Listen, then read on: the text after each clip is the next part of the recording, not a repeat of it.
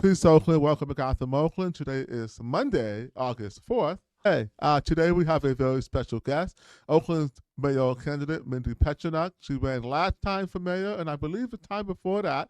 Mindy is the only candidate for mayor who represents Team Red. She wears her MAGA hat proudly, and she has bravely stayed in the Oakland political arena, sharing her ideas and solutions for our urgent problems. And I believe that she has been a very courageous figure. I do appreciate her tenacity, and I would like for people to hear more about her ideas and solutions. At very minimum, I believe it will push them to want to hear more from people who that they may consider voting for if they will never vote for a Republican candidate, which is sadly all too many people in Oakland. We are a one-party city. Now, as an independent, I think being a one-party city has been our demise. And as you know, I'm post-partisan. I don't go left or right. I go up-down. Either you have integrity and solutions or you don't. So today, let's vet Mindy's integrity and solution and let you be the judge of what you think her solutions and how you think she would do as the potential mayor of Oakland, California. I actually was trained as a classical musician. Okay. I'm a bassoonist by training. And, as we were talking before, I grew up in New York City. And I sort of became, I did become political when I was, because I realized something my grandmother had told me when I was a kid, which was you have to leave this world a better place than when you came into it. And that stuck with me. But I didn't like what I saw of a lot of politics. And when I was at graduate school, I ran into an individual who is a little controversial to some people, so I'm used to controversy, named Lyndon LaRouche, who had built a political movement at the time, which to me really hit at what I thought a political movement should be, about human development, human creativity, about the fact that God created us in his image with a beautiful mind to develop new scientific breakthroughs, advance our society. Every generation has that chance. So that's how I got into politics, was through that. And that was about 50 years ago. I'm 73, proud to say. And, so at this point, running for mayor of Oakland is not a career for me. It's something I think I want, that has to be done. It's something that she feels has to be done. Well, with no further ado, let's ask Mindy why she has to do it. Welcome to Gotham Oakland, Mindy. Peace. Good to have you aboard. Great to be here with you, Seneca. So, classic musician. I thought that was a great interview. I was watching it in preparation for this one. And you did that interview before the last special election, correct? Correct. And for Yep. those of you who want to find it, it is on YouTube with the channel Real Talk About the Town with the Brotherhood News. Right. And I'll put it in the screen here so you can see it. So look at it there in the screen and go to that spot and you can see it in the Brotherhood News. So I don't want to ask you so much about your past as to ask you about Oakland's present. What district do you live in, Mindy? And I live how in long have you District- lived in Oakland? I live in District 4. And how long have you lived in Oakland? Oh, since about 2015, just about 10 years. About same here, maybe 14 or 12 years for me. And so when you came here, Oakland was on the up and up, huh? Did It you was consider better than a it great, was. a great place to live? Yeah, no, it was a decent place to live already. Some of the problems were, there because of what had happened earlier, but it was a decent place. You felt safe. You felt, a community. And then when it really came in, as you've pointed, when the Sheng Tao, Carol Five, Nikki Boss came in, and that crowd, I was just seeing every year more and more deterioration, and it tore my heart up. I began to see, just even right near where I live, homelessness everywhere, just going from my house to downtown, the encampments, the garbage in the street. And And I said, this is intentionally done. I've lived across enough of the country and as you saw in my interview, I've been political for over 50 years of my life, that I know for this to have happened to Oakland, we were a test case. How Mm-hmm. do you destroy a city? And as you've often pointed out, because I love watching your shows, you go just a little bit across the border to Emeryville or across the border to Alameda, and you think you're in a different country compared to what they've done to Oakland. And that's And where Oakland's shopping now. We're shopping in those cities rather than shopping in Oakland, which contributes to less revenue, which would be a problem that you would have to address if you were to win mayor. So let's get down to the tough questions. okay, So you've run for a few times. Now I have run for office unsuccessfully twice. So this is by no means a judgment, but I want to review the last election results. mm-hmm. No one pretty much got any votes of significance besides Barbara Lee and Lauren Taylor. And obviously, Barbara Lee won and is the current mayor of Oakland. I believe she is in her 80 something day, close to 100 days, rounding the basis to her first 100 days. So, Mm-hmm. looking at this document showing how many votes you got, I just want to put it up there for a second. That's good. And then considering it's a little small, I'm sorry, but you got like 800 something, far from being, I think, like less than 1%. Um, yeah, 0.87% in round one. I only count round one because I don't care about that ranked choice voting crap. Right, So exactly. you did get around a little less than 1% of voters to click your name on the box. I believe Oakland has 10,000 registered Republicans or so. I'm not sure why.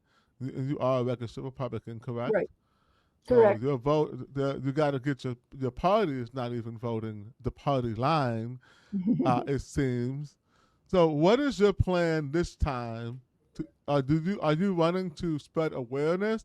Are you running to win? They're not mutually exclusive, obviously, but Right. if you're running to win, what is your plan to actually get the people of Oakland to vote for you, a registered Republican and Donald Trump supporter, in a city where everyone, well, not everyone, where a lot of voters have TDS. Let's keep it real. Yep. They have TDS. They have Trump derangement syndrome. And I'm not talking about people who like or dislike President Trump. I mean people who are deranged about it. And I know a little bit about derangement syndrome because these same people have Seneca derangement syndrome. And I've felt a little bit of my own backlash from just being a person who speaks the truth about government corruption. So, Mindy, give it to us. What is your plan to win the next mayor of Oakland in 2026? Well, I got several things that I'll address to that. Thanks, Seneca. Because I just want to go back to that vote you showed, which to say one thing, because I think you know this. In that race, the way the media ran it, the way the candidates ran it, there was only two candidates, Barbara Lee and Lauren Taylor. And everything was geared that way. And I think that very much skewed the vote totals.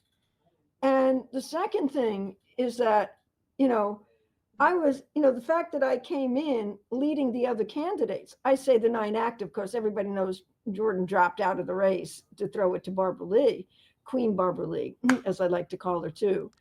And, and Queen so, Mayor Barbara Lee.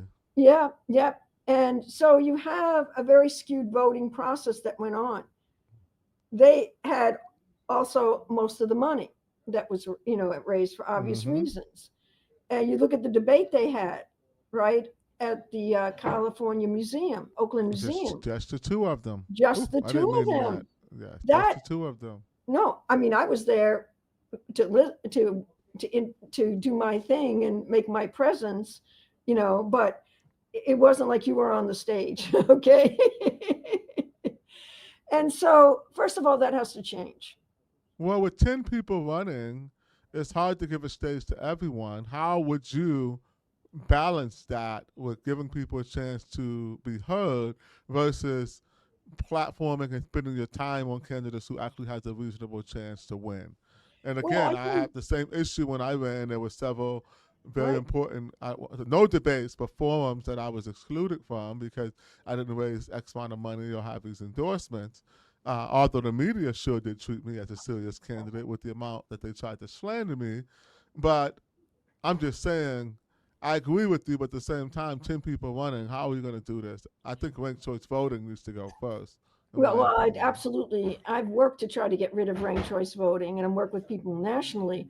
And the question is, we did have a lot of forums with the 9 active candidates in different positions. And that's what was interesting to me. I beat all of them out, knowing that I was covered as a Trumper, a LaRouche, where they tried to slander me with that in the media.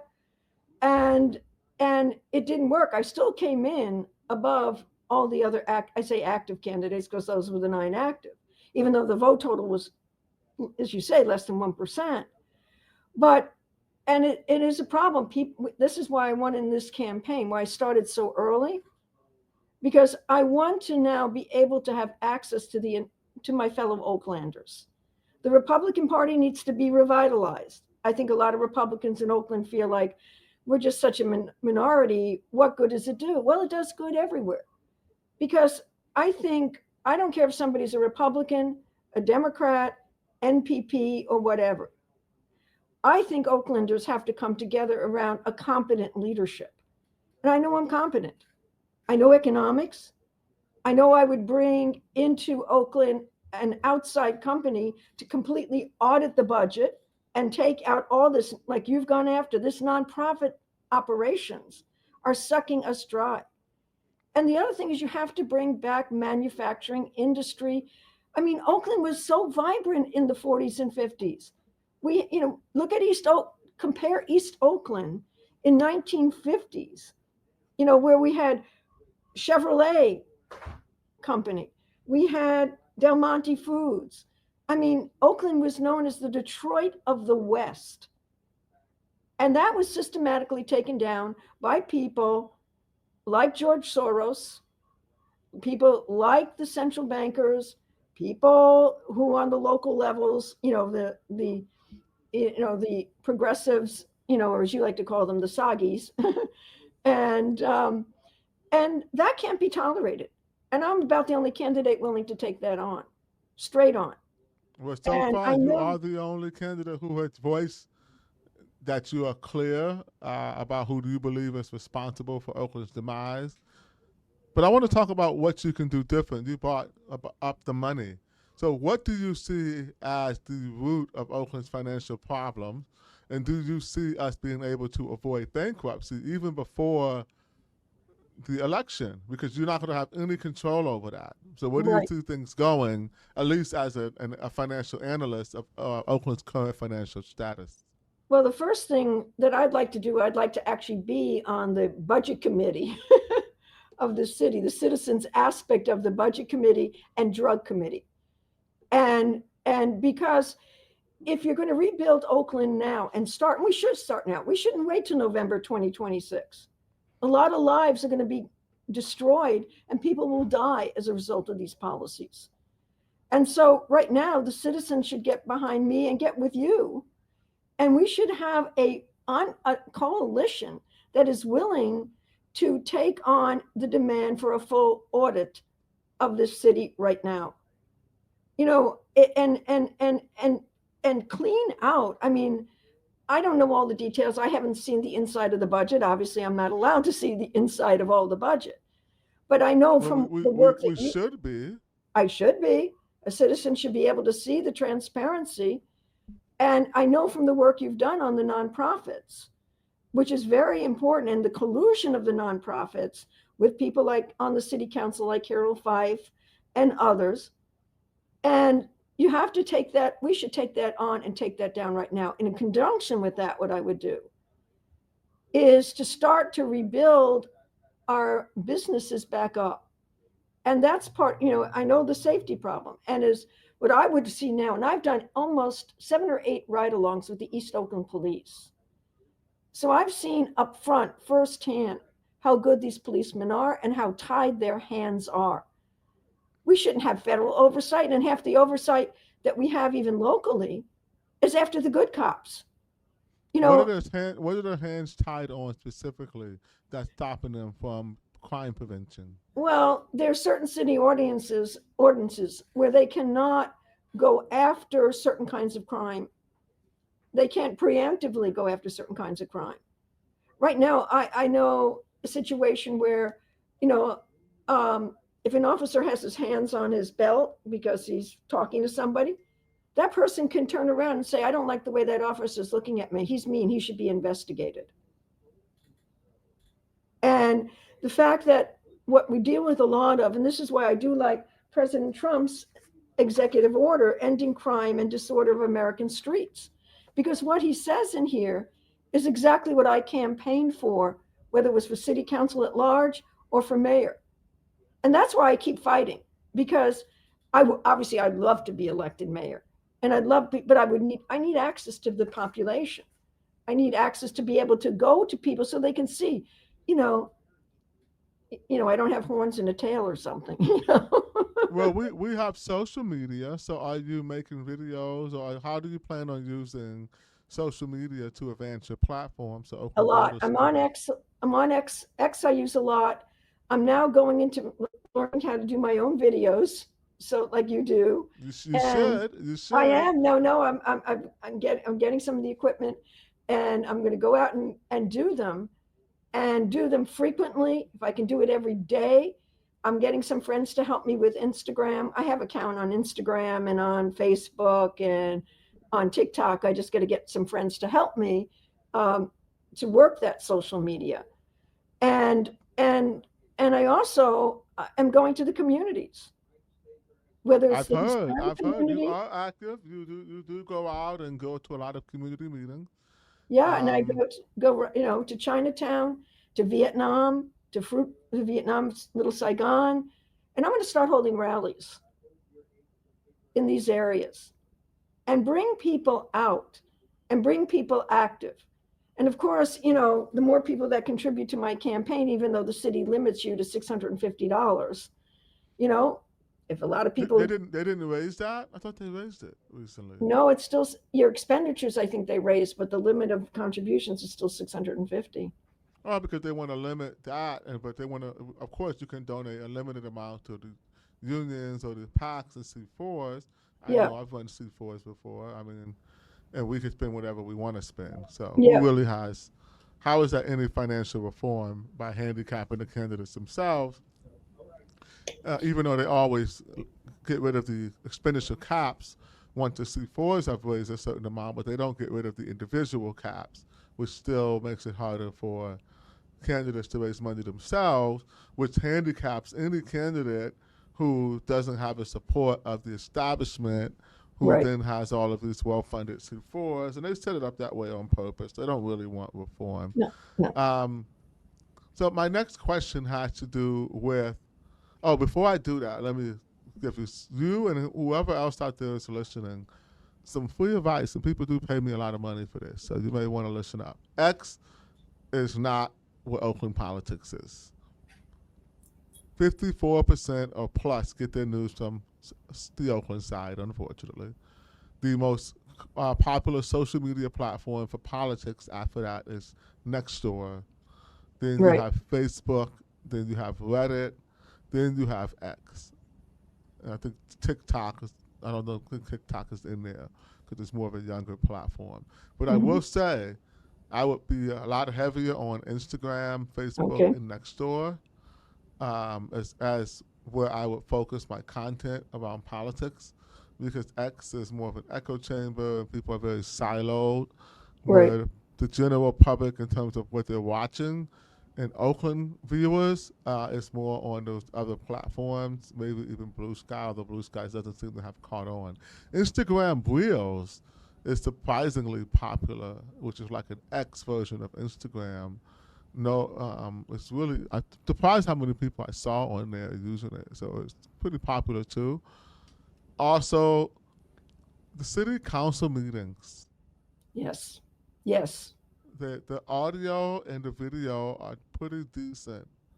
I would be at those meetings, holding them accountable all the time, using I just that. started doing that a few meetings so far. Yeah. Good stuff. Take those videos from online, edit them, and use them as B-roll or supporting content for your sustained media platform to let Mm, people know that thank you're you. in City Hall, doing your thing, giving advice. Okay, next question. Okay. Thanks for the advice. No problem.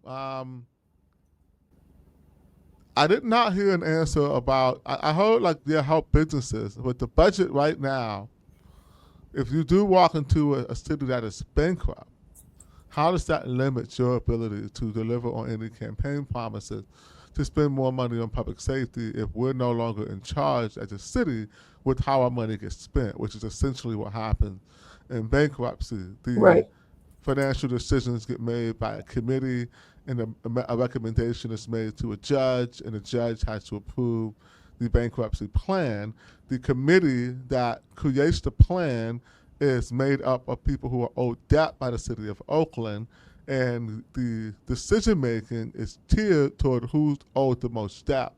The most debt to the city of Oakland is owned by bondholders, which means that Wall Street holds the majority of debt, which essentially means that if the city of Oakland were to go bankrupt, which I firmly believe we will next summer, then we're going to basically have Wall Street banksters, in charge of Oakland when they don't care about public Right. safety. They care about paying themselves back as much money as they can recoup from taxpayers. So, do you even think that Oakland's finances are salvageable? And if we are bankrupt, do you plan on continuing to run for mayor? Because you'll probably find that out well in the summertime before the fiscal year ends in June. We will have to declare somewhere around next summer, and well before campaign season heats up, right around this time of year, traditionally after Labor Day, which is coming up, people, um, start campaign season. Will you stay in the race if we're bankrupt? If we are bankrupt, what is your plan? And again, before bankruptcy, if you were the mayor right now, what would you do differently to address our structural deficit? I would start with the first one first. If you were the mayor right now, what would you do differently to address our structural deficit? And then I'll go to the next two. Okay. Well, the first thing, as I said, part of the auditing is part of the restructuring in my mind. And because if you redirect the finances, I mean, for me, the way, you know, I'll just use an example. It may be a little strange for some, but if you look at during the time of the American Revolution, and we came out of the revolution, we had a lot of debt.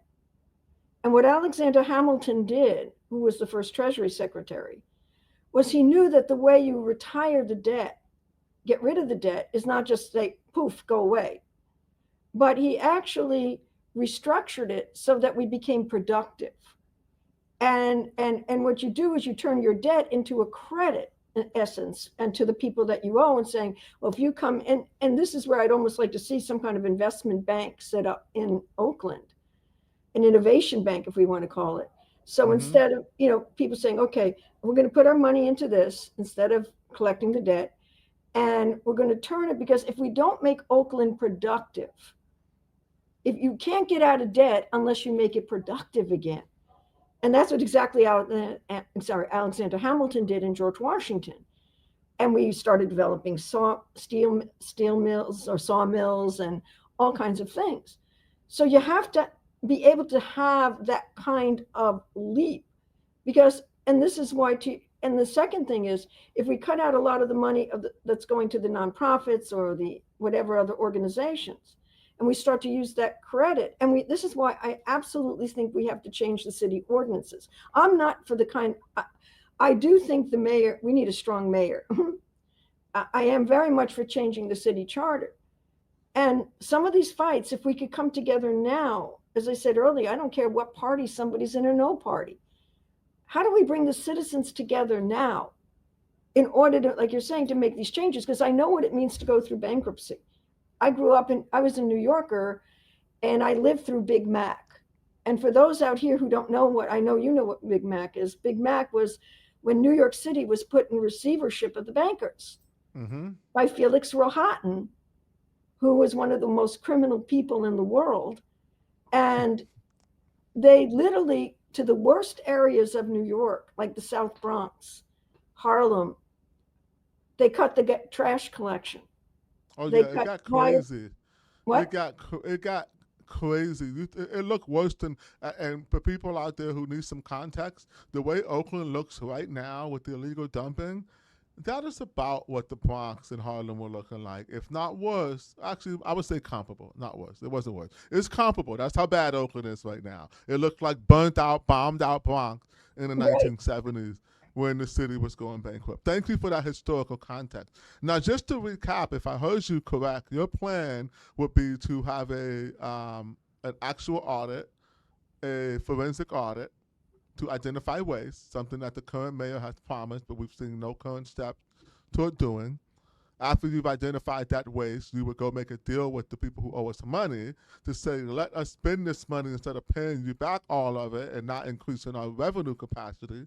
Let us spend some of this money now to increase our revenue capacity by engaging in public-private partnerships to increase manufacturing and other employment bases as a means of increasing revenue in order to be able to pay back the debt, because now we're a city that makes money again.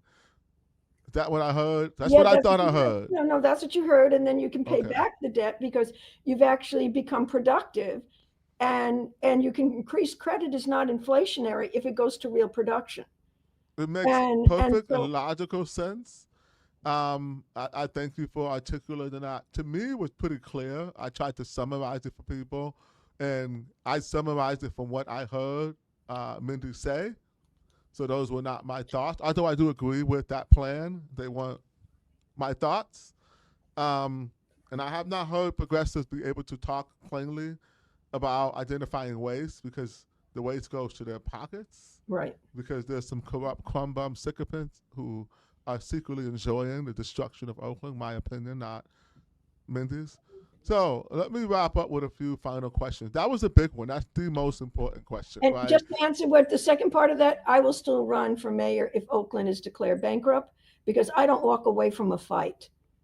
And Thank you for going on 74, you know, you don't want to waste a second of life. I want to make sure there's a generation after me of children who can have children's children and continue. So I won't walk away from the fight. Thank you for that. We in Oakland appreciate everyone who's running and fighting for Oakland. At least I know I do, and many other people do. And you have been one of the more brave Oakland politicos to brazenly fly the MAGA flag. I think you've actually done a significant, good, well, how do I put it? You've made great strides in improving and limiting people's TDS. I know several people who at first had a visceral and physical reaction, and over time, because of your persistence and your husband Garrow's persistence Right. and just commitment to your cause, without judgment or malice toward others, Right. you have won people over to the fact that no one makes a big deal out of it at this point. I think that they treat you more as a political novelty than a serious contender, which does have merit because you're not able to have demonstrable fundraising. But I will say, fundraising and endorsements aside, you have been able to consistently, because I watched that hour-long interview with the Brotherhood, and you have been consistently able to articulate what Oakland's problems are and your plan to fix them, which again, not many candidates are able to do, which is alarming because it shows that they don't actually have the executive functions or higher elevation functions to perform a job of mayor. And there's a big difference between being a legislator and a mayor. And I think Right. it's telling that you've never said, I'm going to run for council instead, and you just try to run for anything to get elected. You've been very dedicated to going for something that involves executive functions. And I do appreciate you and your political tenacity and your ability to clearly state, again, for those of you who are listening, challenge other people to answer the question. That wasn't an easy question, right? That was a pretty high level question. And I could ask more, but it's very simple. The approach is something that most people would say that they would take, It's something that our current Queen Mayor Barbara Lee says that she's going to do, but we have seen no strides toward doing it yet. Okay, closing remarks. You have 3 to 5 minutes to tell Oakland voters why they should continue to support you, give you money, where to find you at, anything you want to give, what your next moves are, and most importantly, why they should vote for you in the November 2026 mayor election. Well, I'll start with the fact that I would like them to work with me now so we can actually, cure some of these problems. I mean, and this is why, if we're going to clean, we didn't get a chance to talk about it earlier, but so I'll use this as part of my closing, is why I'm so happy about this executive order from President Trump that I mentioned on cleaning up our streets, because that's for everyone. And this idea that we're going to get rid of homelessness because it's a housing problem, pardon my French, but that's a bunch of crap. We have a housing problem, a homeless problem, sorry, because we don't have a treatment first policy for people who are on drugs. I come from the hard school. If you love somebody, if you have real agape for people, then what you do is you make sure you get them off the drugs. That's the first thing. You don't make drugs more accessible to make their pain more comfortable. That's dissing public life. And the second thing is that, if you want to make sure and Trump is willing to give the money to the cities who carry out this plan. And I encourage every listener to get a hold of this, what Seneca's just put up on the screen, this executive order. I've never seen, this is what I put on the plate when I ran for city council and when I ran for mayor. And I'm going to fight to make this happen. Because if we make Oakland productive again, we also wouldn't have all this homelessness. That's part of it. You get rid of the nonprofits that run this as a industry, and you start creating skilled jobs, training programs, trade skills. I mean, when I was growing up in New York in junior high school, I had to take electrical shop, printing shop, some basic skills of life. And we need to give this to our children. The worst thing to me is that we're killing our children. We're destroying their lives with the education, what's happened in schools, and the other thing, we have to get rid of the open air drug markets. And we could do it if you allowed our police to do what they should be able to do, and you brought in federal help, because our police can't do it on their own. And that's why I do like the program that San Francisco has. I think it's called DMARC, where the sheriffs and the local police and the federal government work together. And just so you know, where most of the drugs come from here in Oakland and go to San Francisco, it's from the Sinaloa cartel and the other cartels here in Oakland. And they're living in Oakland. They use these stash houses. They use the illegal marijuana cannabis warehouse grows. And we need to shut that down. And if we shut down these cartels in this kind of way, and that's something, I'm the only candidate that will talk about this, by the way. This is another reason why people need to make me mayor of the city. Because I've worked on this project since the 1970s with friends to go after what we call Dope Incorporated. Today, one of my friends, Robert Ingraham, has written an incredible book, Unconditional Surrender to Drugs. And no city can do this on their own. But if you work with the federal government, which can work internationally, one of the biggest places for these cartels, and this gets at the heart of George Soros, and that's a whole other subject I won't go in right now, but the offshore money markets in the Cayman Islands. This is where you want to shut this stuff down. This is not an economy. And so if our government is looped into it all the way up to the federal on both sides, it's going to be hard to address that because everybody's hands are washing each other because they're all making money from this illicit drug trade. Even going back to the suspicious timing of pulling out from Afghanistan right as the rise of synthetic opiates was cemented and the market fundamentally shift away from growing opioids in Afghanistan, which had the market pretty much cornered. and the synthetic opiates, which can be made anywhere in the world and are being mass produced in China and shipped over and then brought illegally into America. Mexico. I will also say that you mentioned, the thought slipped my mind, but the executive order, no, we get nearly $50 million in a county from the federal government for various homeless programs from Health and Human Services and what is it, HUD. HUD. And I don't think I'm missing any, but at least from those two, HCS and HUD. That's in jeopardy if we don't follow this executive order. It doesn't appear that we're going to follow the executive order, and it appears does it appear to you that we're going to follow the executive order? Not with the current mayor and not with the current city council we have. And that's another reason, Seneca, I really appreciate what you're doing and having me on too and working together. We got to build a coalition on this, because I'm your best point to actually be able to work with the administration. I've worked with people in this state and other states to actually help make this kind of breakthrough happen in this kind of executive order. And the mental illness, I can tell you, doing the ride-alongs of the East Oakland Police, a lot of the crime is done by repeaters, people who are mentally ill, on drugs, and homeless. And we don't have the mental facilities in this state, in this city, to deal with the population that needs help, needs the help. And if the city council and the mayor of the city, I don't expect them to carry out, because they have too much, Trump derangement syndrome. But even more fundamental than that, they have a syndrome against the population of Oakland. Because if they didn't have that against the population of Oakland, they would be different.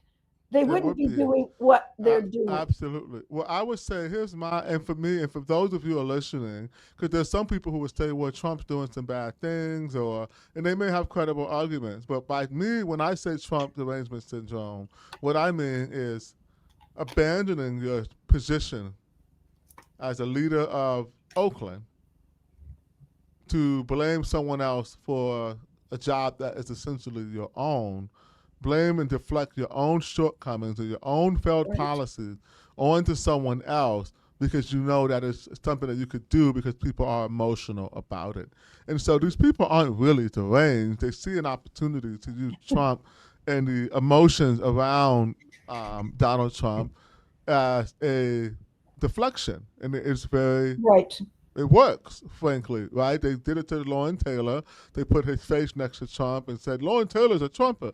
Lauren Taylor is literally the top vote getter on the Democratic Central Committee. He is an elected member of our Democratic Party Central Committee, and they didn't care. They just lied and put him on a photo next to Donald Trump because it would make people have an emotional reaction and not want to vote for him. And so until Oakland's voters can be more sophisticated, I fear that we're going to be into some trouble, because they don't seem willing to vet people by their ideas and solutions for our current problem. If they did, I believe that you would be a much more serious candidate, because you do have credible ideas and solutions, and you have been in the arena in Oakland politics for a sustained amount of time to earn credibility that you actually care about these issues. Unfortunately, I do not believe that Oakland voters are going to fundamentally change their approach. I would love to be proven wrong. So if you're listening and you heard what you like from Mindy, please check her out, contact her. She's pretty accessible. And if you would like to support Mindy for mayor, her website will be up soon. Thank you, Mrs. Pechenuk, for joining us today. Tell Gerald I said hello. I saw him walking around he says back hello there. back. Gerald says hello back. Hello. And peace. Thank you for joining.